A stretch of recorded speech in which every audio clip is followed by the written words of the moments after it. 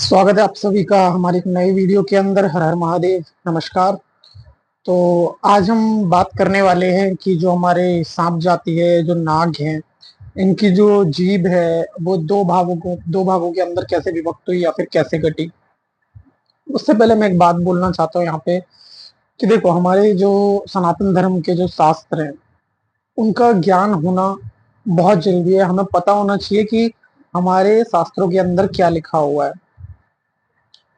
होते हैं कुछ लोग, आपने भी कई बार देखा होगा कि आजकल लोगों के पास इतना समय नहीं रहा, टाइम नहीं रहा कि वो थोड़ा सा समय निकाल कर अपनी जो किताब है, जो अपने ग्रंथ हैं, उनको पढ़ लें। सबसे बड़ी चीज कि कुछ लोगों का ये भी मानना है कि यार तुम अपने यहाँ तो आ, हजारों किताबें हैं या इतनी किताबें हैं या उतनी किताबें हैं। काफी दूसरे लोगों का भी कहना है कि भाई सनातन धर्म के अंदर इतनी किताबें हैं। तो देखो यार, जब आप चीजें पढ़ना स्टार्ट करोगे ना, जब आप अपनी किताबों के अंदर घुसोगे, अपने सनातन धर्म के शास्त्रों के अंदर घुसोगे और जब चीजें पढ़ना स्टार्ट करोगे तो आपको चीजें समझ आने लगेंगी कि ये जितना भी कुछ है ना, घुमा फिरा के सब एक ही जगह चला जाता है। मतलब हर एक जो घटना है वो हर एक पिछली घटना से अगली घटना से जुड़ी हुई है। तो अब जैसा कि हमारा टॉपिक है, खैर ऐसे तो वीडियो बहुत लंबी बन जाएगी अगर मैं इस चीज को पूरा खोलूंगा, इसलिए मैं एक एक करके वीडियो बनाता रहूंगा। तो अभी मैं आपको ये बता देता हूँ कि जो हमारे नाग हैं या जो सांप हैं, तो पौराणिक दृष्टि से या फिर पौराणिक कथाओं के अनुसार इनकी जो जीभ थी वो दो भागों में कैसे बटी। तो देखो भाई, ये तो सब जानते हैं कि भाई जो हमारे सनातन धर्म के अनुसार युगों का जो युग है वो किस तरीके से है। सतयुग, त्रेता युग, द्वापर युग और कलयुग। तो सतयुग के अंदर हमारे एक ऋषि हुआ करते थे जिनका नाम था ऋषि कश्यप।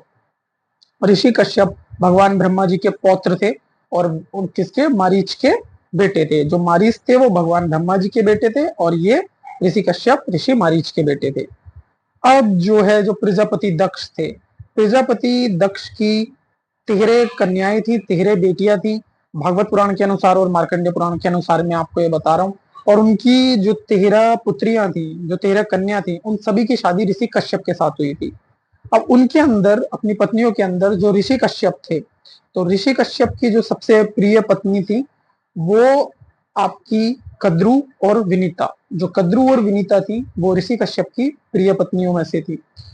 तो उनकी भक्ति से, उनकी श्रद्धा से जो ऋषि कश्यप थे वो इतने प्रसन्न थे कि उन्होंने अपनी दोनों पत्नियों से बोला कि भाई ठीक है, मैं तुमसे बहुत ज्यादा प्रसन्न हूँ, मांगो तुम मुझसे क्या मांगती हो, तुम अपने वर मांग लो, वरदान मांग लो।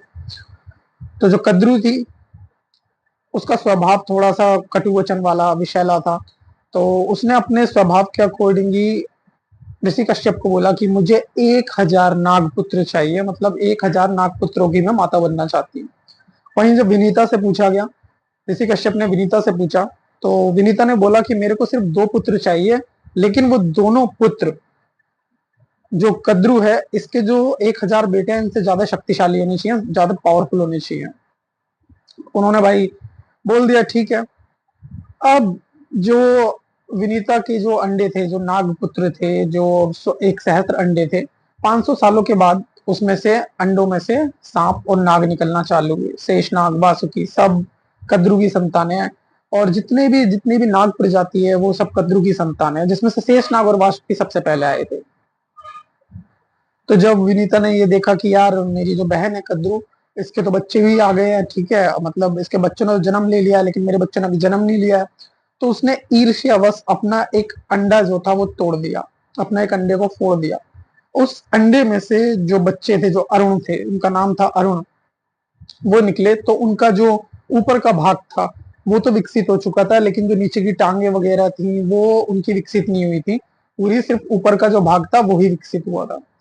ये देखकर जब अरुण जी को, बड़ा जो अरुण थे उनको बहुत ज्यादा गुस्सा आया और उन्होंने अपनी जो माता थी, माता विनीता, अपनी माता को ही श्राप दे दिया कि अगले 500 सालों तक तुम माता कद्रू की और जितने भी नाग होंगे इनकी गुलामी करोगे, इनके दास दासी बन के रहोगे। फिर उसका पश्चातापा हुआ कि यार मैंने अपनी ही माता को श्राप दे दिया। तो उसने बोला कि जो अरुण थे उन्होंने अपनी माता को बोला कि ये जो दूसरा आपका बेटा जो जन्म लेगा दूसरे अंडे से, वो आपको इनसे मुक्त कराएगा, आपको इनकी जो आप इनकी दासी होंगी उससे मुक्त कराएगा। समय बीतता रहा। जब समय बीतता रहा तो एक दिन जो कद्रू थी और जो विनीता थी वो एक बार बाहर टहल रही थी, घूम रही थी बाहर भाई अपने वन और आश्रम में। तो उस समय एक घोड़ा था, उच्चश्रवा नाम का घोड़ा। तो उच्चश्रवा डेली जब गमन करता था, डेली जब घूमने आता था, तो वो बिल्कुल सफेद घोड़ा था। तो एक दिन उन दोनों में बहस हो गई कि इस घोड़े का रंग जो है वो ये है कि कौन बताएगा कि इसका रंग कैसा है।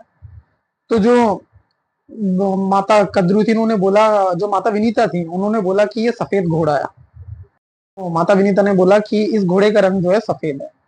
तो कद्रू क्या है, कद्रू जो है उनकी जो बहन थी वो बोलती है हाँ रंग तो सफेद है, लेकिन जो घोड़े की पूंछ है ना वो काली है। ठीक, इन दोनों पे बहस चल रही थी, निर्णय नहीं हो पा रहा था। वो बोल रहे थे कि नहीं पूंछ भी सफेद है, और जो कद्रू थी वो बोल रही थी नहीं जो पूंछ है वो काली है और बाकी सब सफेद रंग है घोड़े का। कहा कि ठीक है, जब ये घोड़ा कल यहाँ से निकलेगा तो हम इसको कल दोबारा देखेंगे। विनीता मान गई भाई, जो कद्रू की बात थी अपनी बहन की बात मान गई, ठीक है हम कल देखते हैं। तो जो कद्रू अपने बेटों के पास जाती है, नागों के पास जाती है, और नागों से कहती है कि जब उच्चतवा जो घोड़ा है जो कब कल यहाँ से निकलेगा, तुम सारे उसकी पूंछ पे जाके लिपट जाना। जो नाग थे, कुछ नाग उनमें से उन्होंने मना कर दिया, अपनी माता का जो ये बात थी उसको मानने से इनकार कर दिया कि ये गलत है। तो जिन्होंने इनकार किया, उनकी जो माता थी कद्रू, उन्होंने गुस्से में आके अपने ही बेटों को श्राप दे डाला कि जो भविष्य में जो महाराज जन्मे जो होंगे और जो वो सर्प यज्ञ करेंगे उसमें सब में तुम भस्म हो जाओगे। उस यज्ञ के अंदर सारे मतलब तुम्हारी आहुति डलेगी और तुम सारे सर्प उसके अंदर भस्म हो जाओगे।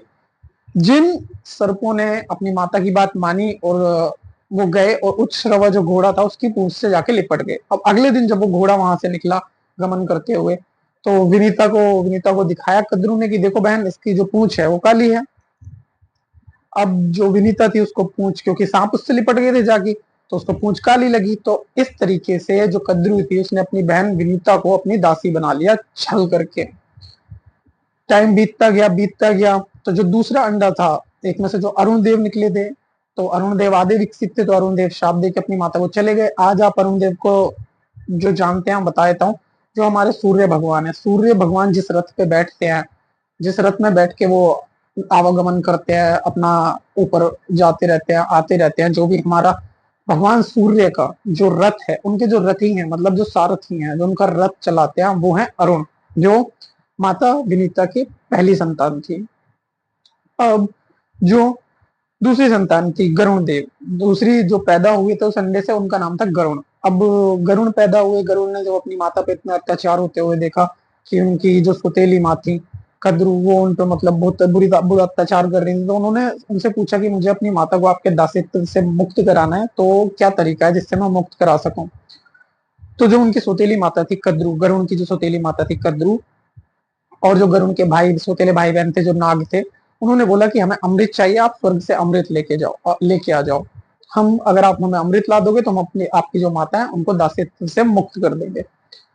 इतना सुन के जो गरुण थे वो स्वर्ग की यात्रा पे चले गए अपना अमृत की तलाश में। बहुत इधर उधर घूमते रहे, काफी दिनों से उनकी लड़ाइयां भी हुई, जो देवी देवता थे उनसे उनकी लड़ाइयां होती रही, और वो फाइनली उन्होंने जाके अमृत का कलश ले लिया।